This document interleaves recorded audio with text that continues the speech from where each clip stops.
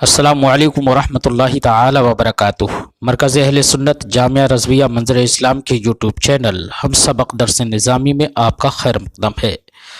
پیارے بچوں، جنہوں نے اب تک ہمارے چینل کو سبسکرائب نہیں کیا ہے وہ ضرور سبسکرائب کر لیں اور بیل آئیکن بھی ٹچ کر دیں تاکہ کوئی بھی اپلوڈ آئے وہ اس کی نوٹیفیکیشن آپ تک فوراً پہنچ جائے، اور اپنے ساتھیوں سے بھی شیئر کریں، اور بات پسند آئے تو لائک بھی کریں۔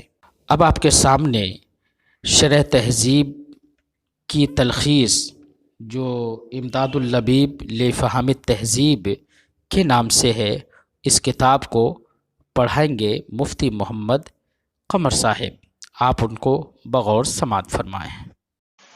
السلام علیکم ورحمۃ اللہ وبرکاتہ۔ بسم اللہ الرحمن الرحیم۔ وفی الثالث ایجاب الصغرى وفعلیتها مع کلیت احداہما۔ یہاں سے مصنف علیہ الرحمہ شکل ثالث کے نتیجہ دینے کے شرائط کو ذکر فرماتے ہیں۔ شکل ثالث کے نتیجہ دینے کی شرطوں کو ذکر فرماتے ہیں شکل ثالث کے نتیجہ دینے کی پہلی شرط یہ ہے کہ صغرا موجبہ ہو۔ صغرا کیا ہونا چاہیے؟ موجبہ ہونا چاہیے۔ اگر صغرا سالبہ ہوا تو شکل ثانی نتیجہ نہیں دے گی۔ یہ جناب والا جو شرط لگائی ہے یہ کیفیت کے اعتبار سے لگائی گئی ہے۔ دوسری شرط ہے صغرا کا بالفعل ہونا۔ صغرا کا بالفعل ہونا یہ جہت کے اعتبار سے لگائی گئی ہے کہ صغرا بالفعل ہو، بالامکان نہ ہو۔ لہذا اگر جہاں پر صغرا بالفعل نہیں ہوگا تو ایسی صورت میں وہ شکل ثالث نتیجہ نہیں دے گی۔ تیسری شرط یہ لگائی گئی ہے جو کمیت کے اعتبار سے ہے، وہ یہ ہے کہ دونوں قضیوں میں سے کوئی ایک کیا ہو؟ کلیہ ہو۔ اگر دونوں جناب والا جزیہ ہوئے تب ایسی صورت میں شکل ثالث نتیجہ نہیں دے گی۔ ہاں اگر دونوں کلیہ ہوئے تو کوئی بات نہیں ہے۔ جب ایک کلیہ ایک جزیہ ہوگا تب وہ نتیجہ دے گی، تو دو کلیہ ہونے کے باوجود تو بدرجہ اولا نتیجہ دے گی۔ تو ان تین شرطوں کے حاصل ہونے کے بعد شکل ثالث کیا دے گی؟ نتیجہ دے گی۔ پہلی شرط کیفیت کے اعتبار سے صغرا کا موجبہ ہونا، دوسری شرط جہت کے اعتبار سے صغرا کا بالفعل ہونا، تیسری شرط کمیت کے اعتبار سے کہ دونوں مقدموں میں سے کسی ایک کا کلیہ ہونا۔ وفی الثالث ان یشترط لصحۃ الانتاج فی الشکل الثالث، شارح بیان کرتے ہیں کہ شکل ثالث میں نتیجہ دینے کے صحیح ہونے کی شرط یہ تین لگائی جاتی ہیں۔ کتنی شرطیں لگائی جاتی ہیں؟ ثلاثت و شروط، ان تین شرطیں لگائی جاتی ہیں۔ نمبر ایک بحسب الکیف، کیفیت کے اعتبار سے ایجاب الصغرا، صغرا کا موجبہ ہونا۔ نمبر دو بحسب الجہت، فعلیت الصغرا، جہت کے اعتبار سے وہ کیا ہے؟ صغرا کا فعلیہ ہونا۔ وبحسب الکم، نمبر تین کمیت کے اعتبار سے وہ کیا ہے؟ کلیت احد المقدمتین، مقدموں میں سے یعنی دونوں مقدموں میں سے کسی ایک کا کلیہ ہونا۔ لینتج الموجبتان مع الموجبۃ الکلیۃ او بالعکس موجبۃ جزئیۃ۔ اب فرماتے ہیں کہ کون کون سی ظروف نتیجہ دیں گی۔ فرماتے ہیں کہ شکل ثالث مذکورہ تین شرط پر کیا ہو؟ مشتمل ہو، تب ایسی صورت میں دو موجبہ یعنی موجبہ کلیہ و موجبہ جزئیہ، موجبہ کلیہ کے ساتھ کائے کے ساتھ؟ موجبہ کلیہ کے ساتھ، او بالعکس یا اس کے الٹا۔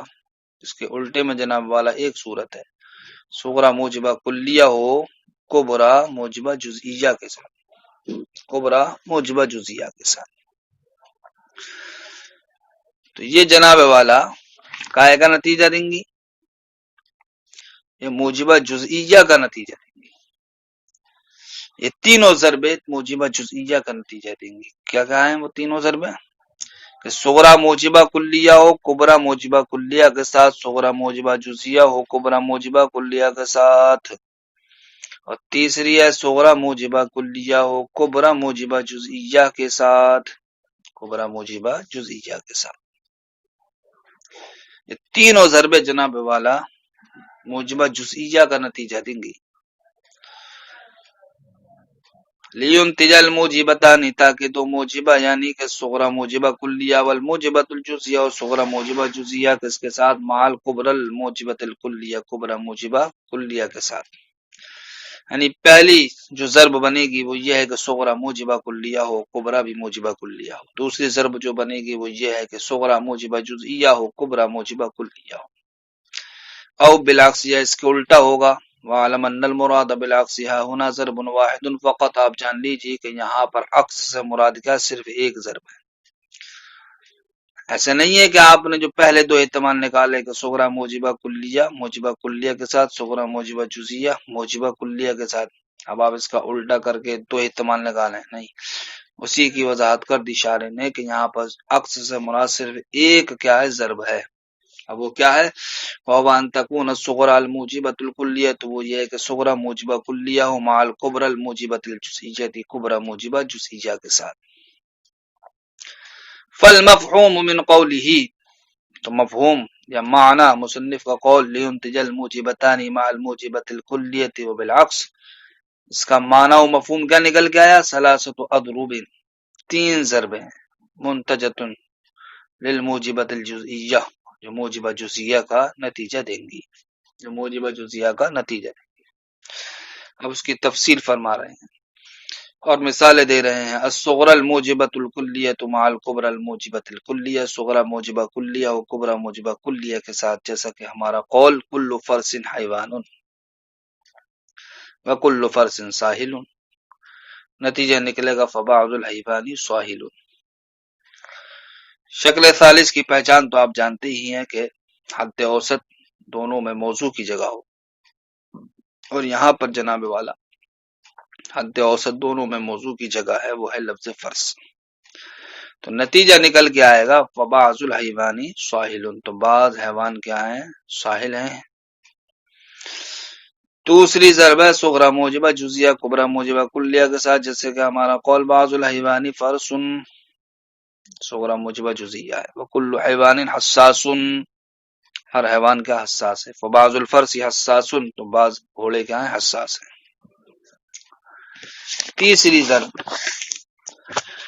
ضرب یہ ہے کہ صغرا موجبہ کلیہ و کبرا موجبہ جزیہ کے ساتھ، جیسے ہمارا قول کل انسان ناطق وبعض الانسان عالم فبعض الناطق عالم.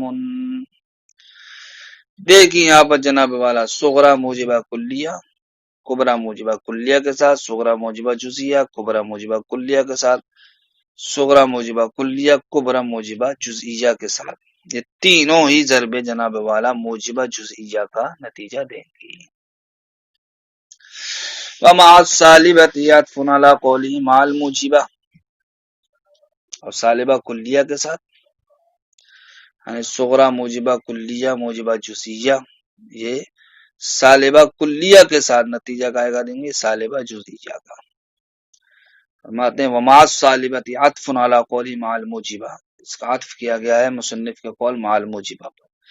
مطلب یہ ہے کہ لیُنتج الصغریان الموجبتان مع الکبری السالبۃ الکلیہ، تاکہ دو صغرا یعنی کہ صغرا موجبہ کلیہ موجبہ جزئیہ کبرا سالبہ کلیہ کے ساتھ نتیجہ کائے گا دیں گی، سالبہ جزئیہ کا دیں گی.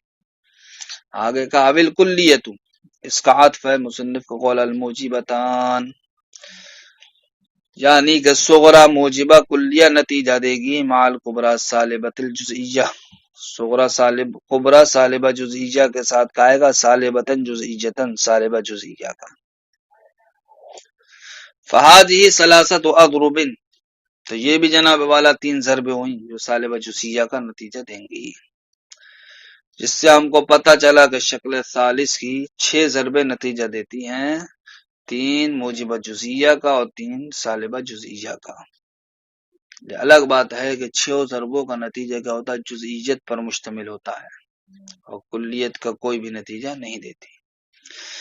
تینوں کی مثالیں ملاحظہ کریں. صغرا موجبہ کلیہ و مع الکبری السالبۃ الکلیہ، کبرا سالبہ کلیہ کے ساتھ، جیسے کہ ہمارا قول کل مؤمن مغفور، ہر مومن بخشا ہوا ہے، ولا شیء من المؤمن بکافر، اور مومن میں سے کوئی بھی کافر نہیں ہے، فبعض المغفور لیس بکافر، تو بعض بخشے ہوئے یہ کافر نہیں ہے.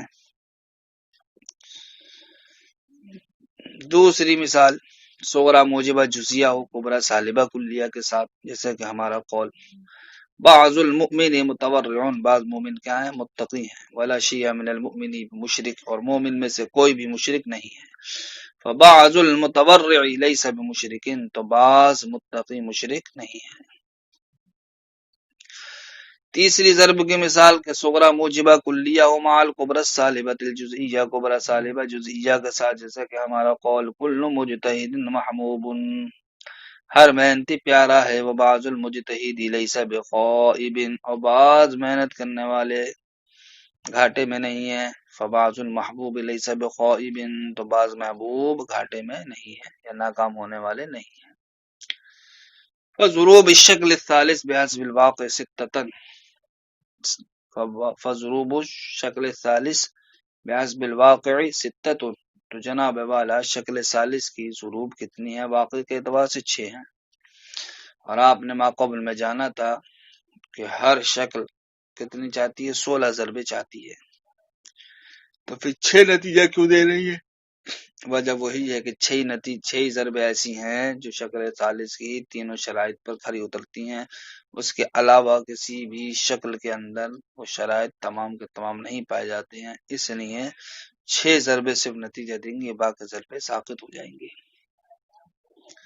والقیاس یقتضی 16، اور قیاس جناب والا 16 ضربوں کا مقتضی ہے، لیکن ناشتراط ایجاب الصغرا، لیکن جناب والا صغرا کے موجبہ ہونے کی شرط لگانے نے، وکلیت احدی المقدمتین، دونوں مقدموں میں سے کسی ایک کے کلیہ ہونے کی شرط لگانے نے، اسقط ما عدا الستہ، ساقط کر دیا ان باقی ضروب کو جو ان 6 کے علاوہ ہیں،